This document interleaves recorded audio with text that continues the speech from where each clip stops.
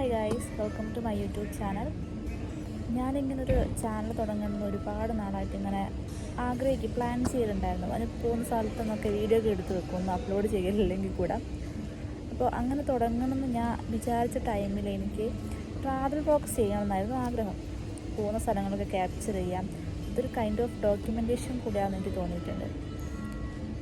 ഞാൻ ഈ ചാനൽ തുടങ്ങിയ ശേഷം ലോങ് വീഡിയോ എന്ന് പറയാൻ ആകെ ഒരു വീഡിയോ മാത്രം അപ്ലോഡ് ചെയ്തിട്ടുള്ളായിരുന്നു. ബാക്കി കുറച്ച് ഷോർട്സുമാണ് അപ്ലോഡ് ചെയ്തത്. അപ്പോൾ ഫൈനലി നമ്മളൊരു യാത്ര പോവാണ്. ഞാൻ കാലിക്കറ്റ് എയർപോർട്ടിൽ നിന്നാണ് കയറിയത്. ഇപ്പം ഞാനുള്ളത് ഹൈദരാബാദാണ്. ഇത് നമ്മുടെ കോഴിക്കോട് എയർപോർട്ടാണ്. അപ്പോൾ ഞാൻ സക്സസ്ഫുള്ളി ചെക്ക് ഇൻ ചെയ്ത് അകത്ത് എത്തിയിട്ടുണ്ട്. പ്ലെയിനിൻ്റെ വിൻഡോസിലിരുന്ന ഈ വ്യൂ കാണുന്നത് എനിക്ക് ഭയങ്കര ആഗ്രഹമായിരുന്നേ. പക്ഷേ അതെൻ്റെ ഫസ്റ്റ് ഫ്ലൈറ്റ് തന്നെ സാധിക്കുമെന്ന് ഞാൻ വിചാരിച്ചിട്ടേ ഇല്ല. ഒരു 1.5 hour യാത്രയുണ്ടായിരുന്നുള്ളൂ. ഞാൻ ഹൈദരാബാദ് എത്തി. പക്ഷെ നമ്മൾ യാത്ര പോകുന്നത് ഹൈദരാബാദിലോട്ടല്ല കേട്ടോ.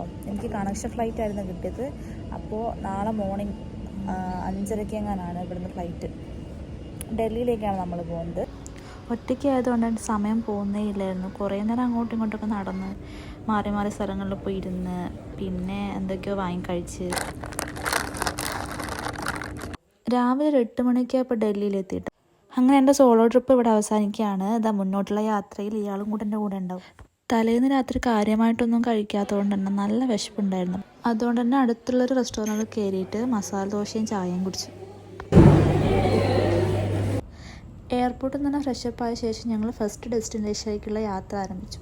നമ്മൾ എയർപോർട്ടിൽ നിന്ന് മെട്രോയിൽ പിന്നെ ന്യൂഡൽഹിയിലേക്ക് വന്ന അവിടെ ഇപ്പോൾ നമ്മൾ ഓൾറെഡി ഡൽഹിക്ക് പോവാണ്.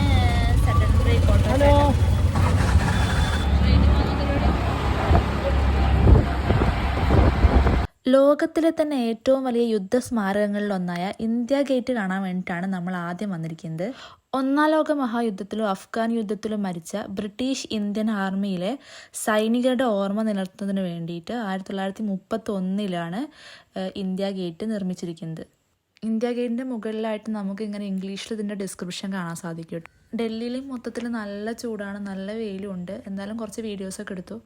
ഈ ഇന്ത്യയുടെ ഫ്ലാഗ് ഞങ്ങൾക്ക് അവിടെ നിന്നൊരു ചേച്ചി തന്നതാണ്. എന്തോ ചാരിറ്റീൻ്റെ ഭാഗമായിട്ട് ഫണ്ട് കളക്ഷനൊക്കെ ഉണ്ടായിരുന്നു. ഇന്ത്യ ഗേറ്റ് കണ്ടിറങ്ങി അപ്പോഴേക്കാണ് ചോന്ന് തുടിച്ചിട്ടുണ്ട്. പിന്നെ നേരത്തെ ചാന്ദിനി ചൗക്കിലേക്കാണ് വന്നത്. ഇവിടെ ചീപ്പ് റേറ്റിന് ഒരുപാട് സാധനങ്ങൾ വാങ്ങിക്കാൻ കിട്ടും. 10 രൂപ മുതൽ ഒരുപാട് സാധനങ്ങളുണ്ട്. പിന്നെ അത് ഓൾഡ് ഡൽഹി റെയിൽവേ സ്റ്റേഷനിലേക്ക് എത്തി. അവിടെ നിന്നാണ് ഞങ്ങൾ ഉച്ചയ്ക്കുള്ള ഭക്ഷണം കഴിച്ചത്. ഫുഡ് വലിയ കുഴപ്പമില്ലായിരുന്നു. ചപ്പാത്തിയും റൈസും ഒക്കെ ഉണ്ടായിരുന്നു. അവിടെ നിന്ന് നമ്മൾ അടുത്ത സ്ഥലത്തേക്ക് പോവാണ്. ഈ ഒരു ജ്യൂസ് കുഴപ്പമില്ലായിരുന്നു. പിന്നെ അതിൻ്റെ കൂടെ കേക്ക് ഉണ്ടായിരുന്നു കഴിക്കാം. പിന്നെ ഇതാ എന്തൊരു ഐറ്റം എനിക്ക് മനസ്സിലായില്ല എന്താണെന്ന്. എന്തോ ഒരു എണ്ണക്കടി പോലത്തെ ഒരു സംഭവമാണ്. പപ്സൊക്കെ ടൈപ്പ് ഒരു സാധനം.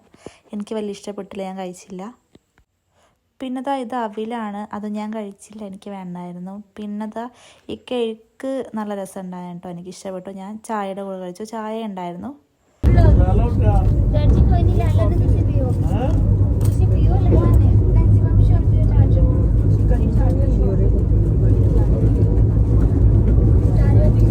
ഈ ഒരു ട്രെയിൻ യാത്രയിൽ എനിക്ക് ഏറ്റവും ഇഷ്ടപ്പെട്ടത് ഈ ഒരു പുറത്തേക്കുള്ള കാഴ്ചയായിരുന്നു കേട്ടോ. എന്ത് രസമാണെന്നറിയാം. ഒരുപാട് നേരം നമുക്കിങ്ങനെ നോക്കി നിൽക്കാൻ തോന്നും. അപ്പോഴേക്കും രാത്രിത്തേക്കുള്ള ഫുഡ് വന്നിട്ടുണ്ടായിരുന്നു. നമ്മൾ ഉച്ചയ്ക്ക് കഴിച്ച ഓൾമോസ്റ്റ് സെയിം സാധനങ്ങളൊക്കെ തന്നെയായിരുന്നു. ചപ്പാത്തി റൈസും പനീർ ബട്ടറിൻ്റെ കറിയും അതുപോലെ തന്നെ ഉരുളക്കിഴങ്ങിൻ്റെ ഒരു കറി ഉണ്ടായിരുന്നു. എനിക്ക് ചപ്പാത്തി അതുപോലെ തന്നെ പനീർ ബട്ടറിന് ആ കോമ്പിനേഷനാണ് കേട്ടോ ഇഷ്ടപ്പെട്ടത്.